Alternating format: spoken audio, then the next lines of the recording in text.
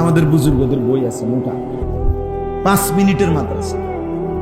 5টা মিনিট শুধু বসবেন, 5 মিনিটে দিনের অনেকগুলো কথা শুনবেন, দিনের অনেক কথা শুনবেন। শায়েখে দেওয়ানা আমি হযরতের কাছে একবার গেছি, বাংলাদেশের একজন বড় বুজুর্গ, গাজীপুরে অধ্যক্ষ মিজানুর রহমান চৌধুরী দামাত বারাকাতুহু। ওনার সাথে একবার আমরা দেখা করতে গেছি 8-9 জন, দুপুরের টাইম, জোহরের নামাজের পর পর, জোহর পড়ছি ওখানে। তো উনি আমগোর সাথে মুসাফা করে বলতেছে, মাওলানা আমার কলেজে, উনি একটা বড় কলেজেরও প্রিন্সিপাল, কলেজে আমার একটা জরুরি সই দিতে হবে, সিগনেচার, আসতে যাইতে আমার আধা ঘন্টা সময় লাগবে। আমার একজন কারি সাহেব, উনি কারি সাহেব ডাইকে আনছেন, কারি সাহেবরে আপনাদের কাছে দিয়ে গেলাম, আমি আসতেছি, একসাথে এসে খানা খাবো, আপনাদেরকে সাথে নিয়ে এই আধা ঘন্টা আমার কারি সাহেবের কাছে আপনারা একটা সূরা মশক করবেন, আপনারাও শোনাবেন, উনিও আপনাদেরও শোনাবেন। বিশ্বাস করেন, আমিও শুনাইছি মসজিদে, আমিও আলহামদুলিল্লাহ সূরা ওনারে শুনাইছি। উনি বলছে ঠিক আছে, মশক করছি। তাহলে আধা ঘন্টা টাইম যাতে নষ্ট না হয়, এই জন্য উনি ইন্তজাম করে দিয়ে গেছে। এই জন্য আলহামদুলিল্লাহ আমি জাস্ট বললাম, আমার একটা শেষ কথা হলো, আমার একটা স্লোগান, আল্লাহ যদি আমাকে হায়াতে বাঁচায় ইনশাআল্লাহ, আমার আশা যে আমি এমনভাবে চালু করতে চাই যার সময় যতক্ষণ দিন শিখবে ততক্ষণ। এটা আমার স্লোগান, যার সময় যতক্ষণ দিন শিখবে, যে যে দূরে লেগাই তালিমুদ্দিনের নাচ ইনশাআল্লাহ। তালিমুদ্দিনের পুরা বই অক্ষরে অক্ষরে পড়তেছি, যখন তো আলাদা শিক্ষক, আলাদা ভবন, আলাদা সব ইন্তজাম করবো ইনশাআল্লাহ, আল্লাহ যদি বাঁচায়। না বাঁচলে অন্য কেউ করবে ইনশাআল্লাহ, আমাদের পরে আরো আছে, পরের জেনারেশন করবে। তো দিন শিখা দরকার, একটা সূরাই ঠিক করা দরকার। 3 ঘন্টার জন্য আসছেন, আপনি ওযুটা ঠিক করে যান, বুঝেন না চাচা? আমার রুকুটা আমি দেখে যাই যে আমার রুকুটা হচ্ছে কিনা। একজন আলেম দিন যদি সার্টিফিকেট দিয়ে দেয়, বলে দেয়, ঠিক করে দেয়, বাহ, আমার সারা জিন্দেগির রুকুটা হয়ে গেল। রুকু ফরজ।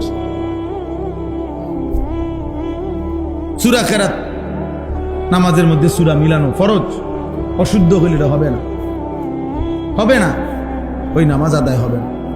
আলহামদুলিল্লাহ এখন আসতে যেখানে মাগরিবের নামাজ পড়ছি এক জায়গায়, আল্লাহর শুকর যে আবার ফরন লাগছে নামাজ, কষ্ট করে জামাতে শরীক হয়েছিলাম, হ্যাঁ বেটার পড়া হইন না, বুঝা গেছে কারবার হচ্ছে না এই নামাজ হচ্ছে, আবার পড়ছি আলগা, আবার একা পড়ছি নামাজ, ছেড়ে দিয়ে বাইরে গেল তো সব মানুষ আমার চিনে, জামু করে দেখছে তো আমার মাঝখান দিয়ে দৌড় দিলে তো উজু গেছে বলে। তাহলে মসজিদ তো টাইলস, মসজিদের ভেতর বাহির, বারান্দা, বাথরুম, টয়লেট সবই তো কি অত্যাধুনিক মসজিদ। SS5 এর গেট, SS5 এর জানালা, মনে করো এটার নাম দিন, অথচ নামাজগুলো হচ্ছে না মুসলমানে। তো কি অবস্থা হবে এই বেচারা? এই টাইলস দিয়া হবে কি? খোঁজার দরকার নাই কোন মসজিদ, কেউ জিজ্ঞাসার দরকার, আমার দরকার কি? আমার কথা হলো এরকম একটা তো না, বলে না সারা বিশ্বে, বাংলাদেশে শুধু এই একটা মসজিদের, শত শত মসজিদ। আল্লাহ তাআলা আমাদেরকে বুঝ দান করেন। এজন্য আপনাদের কাছে আমার অনুরোধ, এই গ্রামের, পাড়া,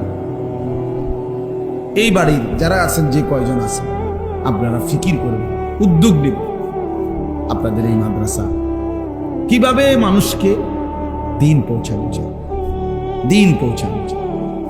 ছেলেদেরকে বাঁচানো দরকার, ফেরানো দরকার। মোবাইলটা থাকতো না আসলে শেষ পর্যন্ত, ফেসবুক, ইউটিউব এগুলা টিকবে না বেশি দিন, এমনই টিকতো না, এমনই না।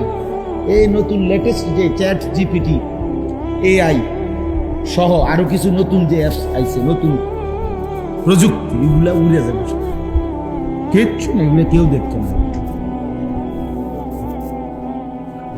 সিস্টেম হলো এমন যে 800 কোটি মানুষের পিছনে প্রযুক্তি, বর্তমান আধুনিক প্রযুক্তি সিস্টেম এমন বানাইছে 800 500 কোটি মানুষের সাথে মনে হয় যেন একজন একজন করে জিন লাগায় রাখছে, জিনের মতো। অর্থাৎ আপনার চিন্তা, চেতনা, ইচ্ছা, আকাঙ্ক্ষা, ভাবনা কি ওইটা পর্যন্ত সে বলে দিবে। আপনি শুধু সার্চ দিয়ে জিগাইবেন যে আনিসুর রহমান আশরাফি স্যার কি পছন্দ করে, ওনার বয়ান কি বলতে ভালো লাগে ওনার কাছে, কই আছেন হেদায়, হে আমাদের জিনের মতো করে। হ্যাঁ, তুমি দেখো এই আইতে আমার নামে জিগাই দেখেন কি কর, ঠিক যেটা আপনারা শুনছেন এমনই করি। আশ্চর্য। কুমিল্লা শহরে ঠাকুরপাড়া বাসা দুইজন তো বলে এটা কিটা মানুষ না জিন, আল্লাহ। তাইলে প্রতিটা মানুষকে পরিবর্তন করার তারা তাদের মতো করে ইহুদিরা, খ্রিস্টানরা, ইসলাম বিরোধীরা বানানোর ষড়যন্ত্র। চুল, চেহারা, লেবাস, পোশাক তো বদলেই দিছে। দেখলে কি আর বোঝা যায় এক নজরে সে মুসলমান? দাড়িবিহীন মানুষ কেমনে বুঝবেন সে মুসলমান?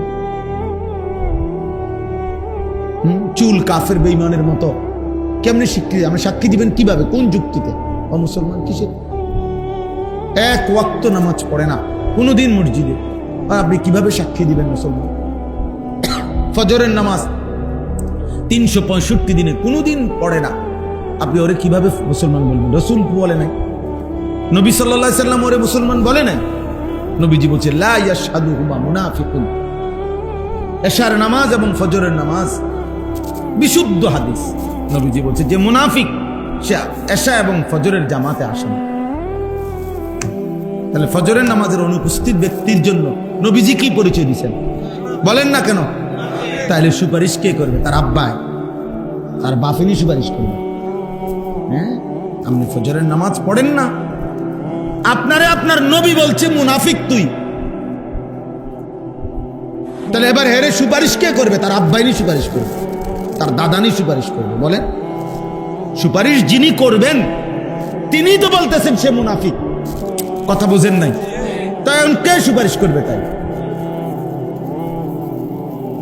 আপনি বলেন, বলো ছেলেরা,